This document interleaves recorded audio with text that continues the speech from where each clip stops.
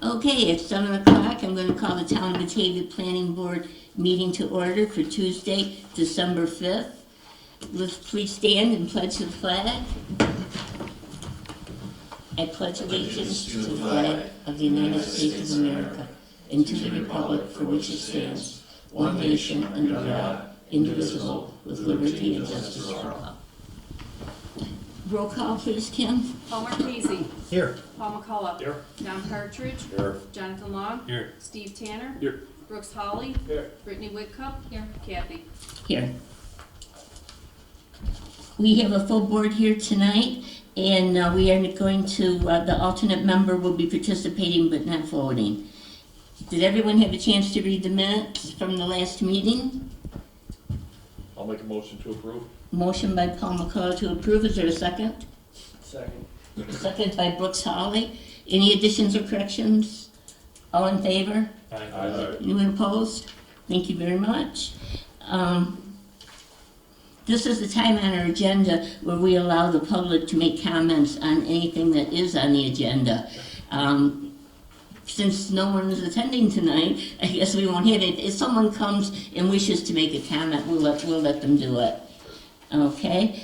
Now, the first thing on our agenda is Newleaf Energy. We've looked at this solar project before, we've approved it, and there has been some changes made. Our zoning says that when a change has been made in the site plan, the planning board has to review it again. So Mark Kenward is here to talk to us what changes have been made and what we need to do to make it correct. Okay, very good. And Matt Mahaney from the zoning office is here also. Yep, I know Matt as well. So,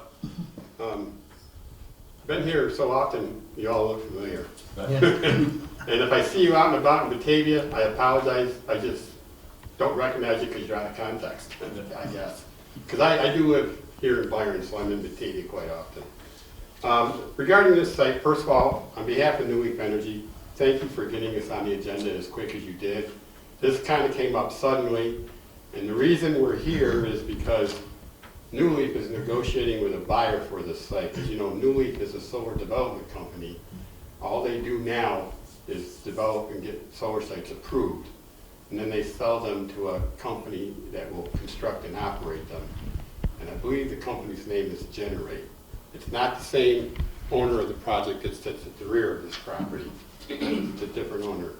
But what has changed since our June 20th, 2023 conditional approval? Well, the first big change happened right away, and that was the layout was changed from fixed tilt to trackers. Now, if you remember right, this is the old site plan, where everything is, all the panels are oriented in rows east-west. So you'll see that here, and it aligns with the project behind it, which is also fixed tilt. The new site is trackers, and they are oriented in the north-south direction because they follow the sun. When the sun comes up in the morning, they store it, generally they store it flat at night. When the sun comes up in the morning, shortly after the sun comes up, they rotate, and then they follow the sun the whole day throughout the day until they're facing west. And then as the sun sets, they return to a flat position. That's how they're stored at night, so I'm told. So it got changed to trackers, but the fence line didn't change, the driveway didn't change, the equipment pad locations didn't change. Nothing else changed with the change to trackers other than the orientation. But also a new glare study was submitted at that time. This was back in August, I believe. We submitted this to the engineering and building department, and we got a letter back, and the glare study was redone because they faced in a different direction, obviously. Was submitted to the engineering and building department. We got a review letter back. There was some questions on the glare study. That was followed up with a comment response letter, and the company that did the glare study followed up. And Town Engineer Steve Mountain felt that the change wasn't significant enough to be reviewed by the board because all the changes occurred inside the fence. The glare study proved to be satisfactory. Then I went forward and started preparing the final site plans for approval. Now, the one condition we're still waiting on is this agreement from the company that owns the array out back. We're still waiting on that signed agreement to use this existing entrance, which we were rather forced to do because the DOT only allows one entrance to a parcel like this, and they would not allow a second entrance. So this address still remains as the same address as we started with, which was the same address as this parcel out back. And that was also recently clarified with Genesee County 911 because they all share the same driveway. As I said, we're still waiting for that signed cross-access agreement. I don't know why it's taking so long. I've not gotten a satisfactory explanation. But the next change that happened along about August is we got final configuration of the interconnection from National Grid. And that change was, it slid down, it moved south about 80 to 100 feet so that the crossing, the interconnection, or crossing to the point of interconnection was perpendicular to Route 98. If you remember before, it was up here a little bit and it crossed at an angle. Well, National Grid wanted to cross at a 90 degree, perpendicular to the road across to their point of interconnection. So we just slid the interconnection poles and the pad down south about 80 feet. Nothing else changed in that regard, other than National Grid wanted a turnaround. So we had to add a turnaround right here for them to allow their trucks to turn around when they come to, if the National Grid comes out to do any service work on their interconnection. The other thing, minor thing that happened is the pole spacing was decreased to 35 feet. So the 3 interconnect poles that are there are 35 feet apart. So it's a little tighter, the interconnection is on a little tighter footprint, if you will. There's still 3 poles. The first pole coming out of the equipment pad is the riser pole. The second pole is the recloser pole for National Grid to use. National Grid, that's where they would disconnect their facility from the solar array. That's the second pole. The third pole, which is the most southerly pole, is called a turning pole. And the turning pole has to be free of any equipment on it. So that's why there's 3 poles. And if you remember right, we started out here with 6 poles, and I worked with them, I whittled them down. I like to think I get some credit for it. I got it whittled down to 3, and that's where we were at, 3 poles. So that didn't change. The number of poles didn't. They're just in a little tighter spacing. We appreciate that. I thought you might.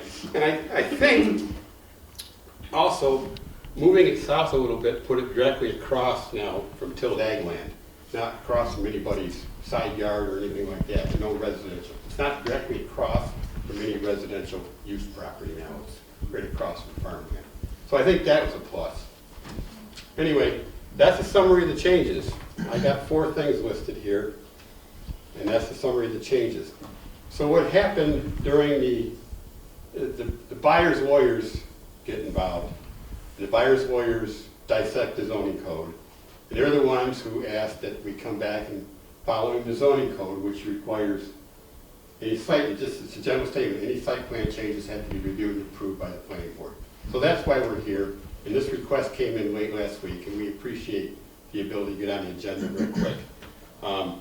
Project developer Will Niebs couldn't be here tonight, even though he's the one who was asking for this, but because he's in another town with some other people from my firm.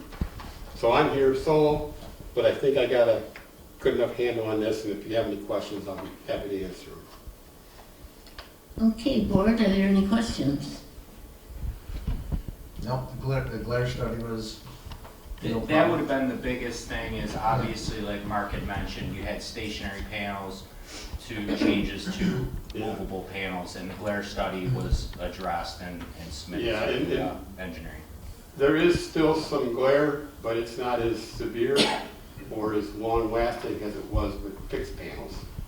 And if you remember right, when we had fixed panels, we had changed the fence on the south side here to be 8 foot high, and we had about 300-foot run with screening slats in it, that fuzzy fence. And that still is the same, that didn't get changed. So overall, the change in glare was not that significant. There was some questions Steve and Tom had. They were addressed. And the bottom line is what glare there is isn't even as severe as it was when it was fixed tilt. So that was kind of an improvement. So, and this is what we call a 1P panel layout. In other words, the panels are oriented, this is the north-south direction. The panels actually are, when they're tilted up, portrait mode, portrait mode, you get the idea? Not landscape mode, No, landscape. portrait mode, long length. So it's a 1P layout. That's the only other, I guess, thing I can offer you that. That's, but it's a 1P layout. The aisle width changed a little bit, but they're all Number of within. panels was the same, or? I can't answer that off the top of my head. The site's output is still the same, 5 megawatts maximum AC. So, Probably is the same. yeah, it's It's generally technically the already same. in that. I It don't looks know like it- why when you we- look at the old footprint and that footprint, it looks about the same footprint. Yeah, it's virtually the same footprint. This is the old layout, and the biggest thing you notice is turn around here, and this whole interconnection is a little more compact. This is still when it had 4 poles, it's down to 3 poles, and they're all down here. It's a more compact arrangement. And you reoriented your pad and then closer to the interconnect then? Yeah, the pad and the interconnect all slid down about 80 feet. The pad came down maybe 100 feet because the pole spacing got a little more compact. Okay. And I think it's all good too, because like I said, now it's not directly across from anybody's residential property, it's directly across to ag land now. So, So what you need from us tonight is a resolution adopting the new site plan, the revised site plan. yes, I guess a motion or a resolution indicating that the revised site plan is still acceptable and Okay, did it's you still in get that? compliance with the A motion by Paul environmental assessment. Marchese, I'll second it. seconded by Steve Tanner. Paul Marquesi, Yes. Steve, Yes. Brooks, Yes. Jonathan, Yes. Don, Yes. Paul McCullough, Yes. Kathy. Yes. Thank you. Okay. Well, good luck on your project. Well, it was almost a year ago next week when we first submitted this project. Yes. And I was, looking back, I'm surprised I'm still here. Yeah, And still on Christmas cookies. exactly.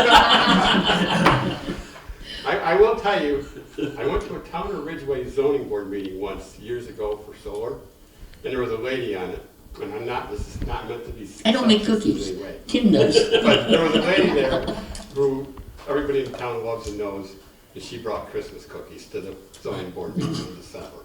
I've never seen that before. That was amazing. Kim? No. So, all right. Well, I'd like thank to you. make a motion. Maybe I should have started talking, that's all right. No, well, we've got one more meeting before Christmas. Oh, that's right. And I do want to thank you again for getting us on the agenda quick, because they're trying to get this wrapped up by the end of the year.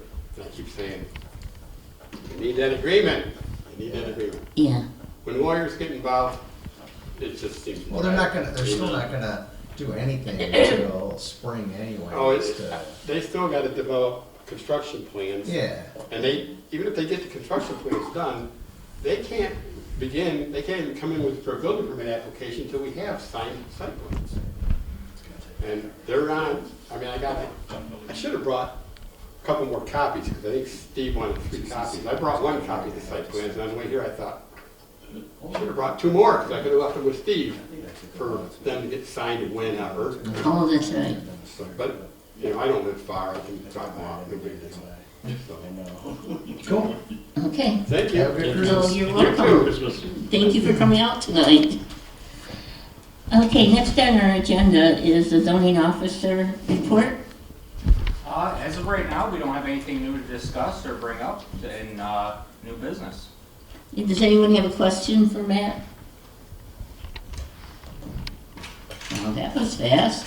Okay, next is my report, and we had a question at our last meeting of our alternate member resigning or not.